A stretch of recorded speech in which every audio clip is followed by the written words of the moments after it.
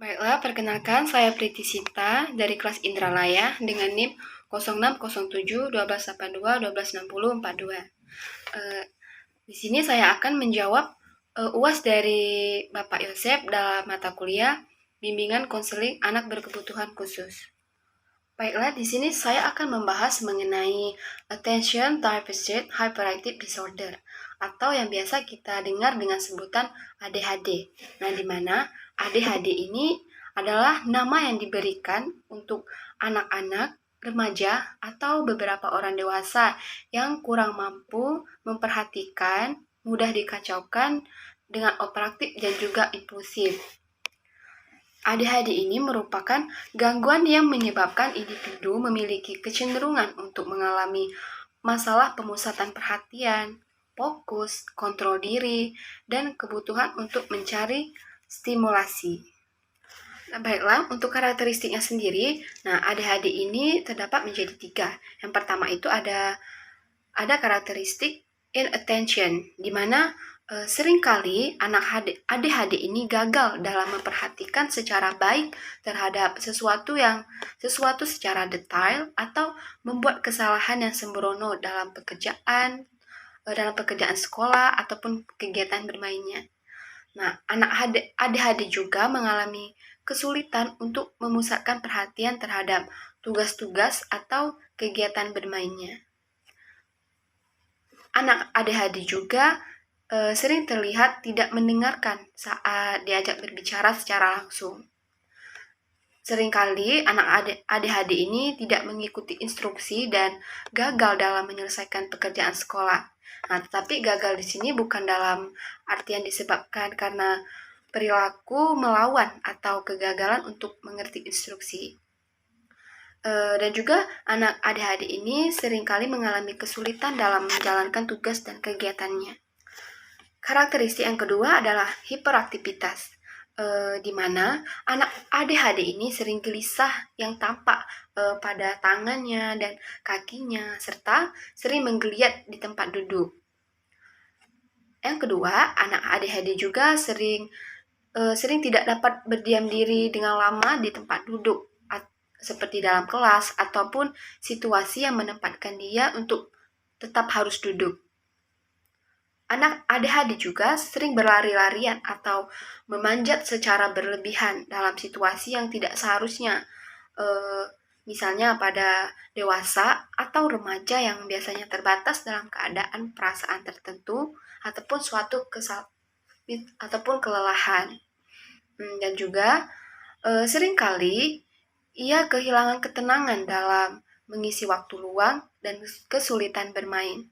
Serta anak ADHD ini juga seringkali berperilaku seperti sedang mengendarai motor. Kita sering melihat anak ADHD yang sering berperilaku seperti sedang mengendarai motor seperti itu. Dan juga anak ADHD ini sering berbicara secara berlebihan. Karakteristik ketiga yaitu karakteristik impulsif. Yang pertama, ADHD sering berbicara tanpa berpikir dan menjawab pertanyaan sebelum pertanyaannya itu selesai. Yang kedua, anak ADHD ini sering tidak sabaran atau menyela dan memaksakan keinginan dirinya sendiri terhadap orang lain. Misalnya dalam hal permainan dan percakapan. Serta anak ADHD juga tidak sabar dalam menunggu gilirannya. Oke, selanjutnya adalah mengenai intervensi dalam pendidikan. Nah, dalam pendidikan, ADHD ini terdapat beberapa hal yang dibutuhkan oleh anak ADHD ini. Hal ini tidak terlepas dari masalah yang dialaminya, yaitu yang pertama berkaitan dengan kebutuhan, pengendalian diri, dan kedua, kebutuhannya dalam belajar.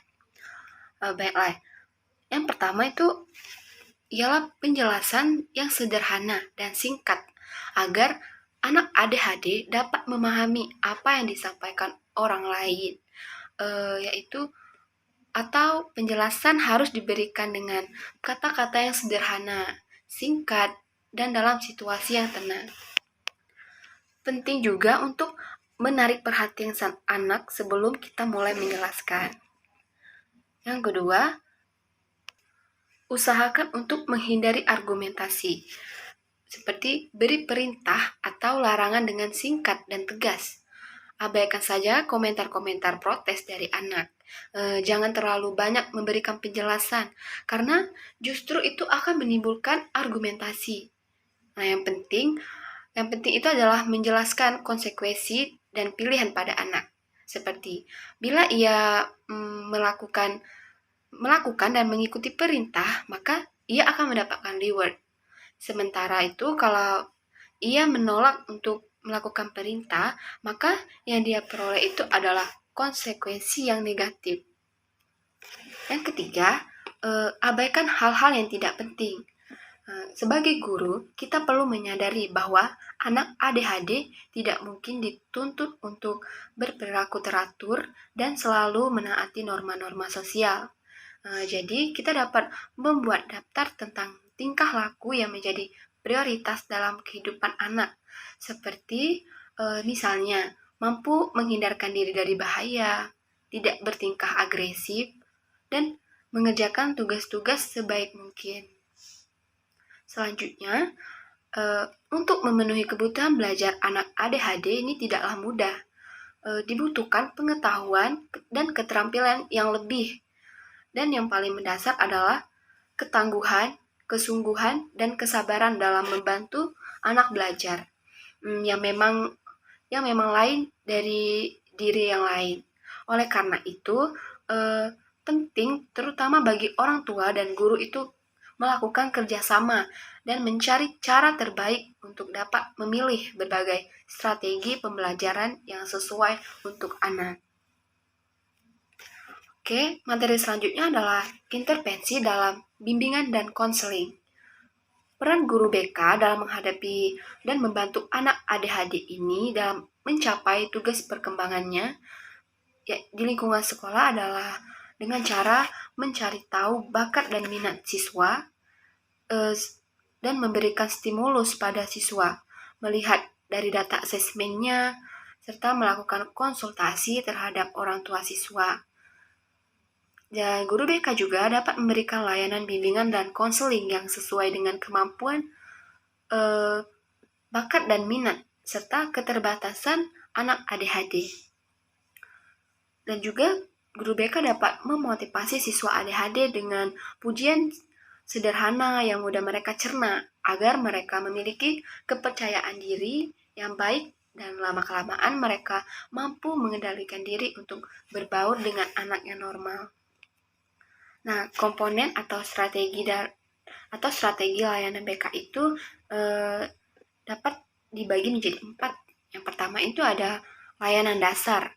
Layanan dasar ini merupakan proses pemberian bantuan kepada peserta didik atau anak ADHD itu melalui kegiatan penyiapan pengalaman terstruktur secara klasikal ataupun kelompok yang telah dirancang kemampuan penyesuaian diri yang efektif.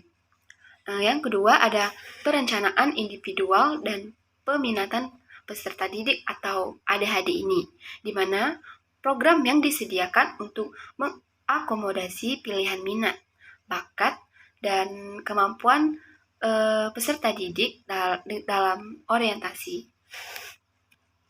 Yang ketiga itu ada layanan responsif, di mana layanan responsif ini adalah pemberian bantuan kepada anak ADHD ini yang menghadapi masalah atau memerlukan pertolongan dengan segera agar peserta didik atau anak ADHD ini tidak mengalami hambatan dalam proses pencapaian tugas-tugas perkembangannya.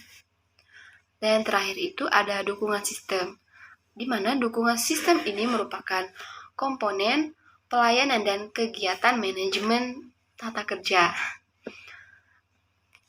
dan pengembangan kemampuan profesional konselor atau guru bimbingan dan konseling secara berkelanjutan, yang secara tidak langsung memberikan bantuan kepada peserta didik atau anak ADHD ataupun memfasilitasi kelancaran perkembangan peserta didik atau anak ADHD dan mendukung efektivitas dan efisiensi pelaksanaan layanan bimbingan dan konseling. Yang termasuk dalam kegiatan komponen program ini adalah pengembangan profesional, manajemen program, dan penelitian.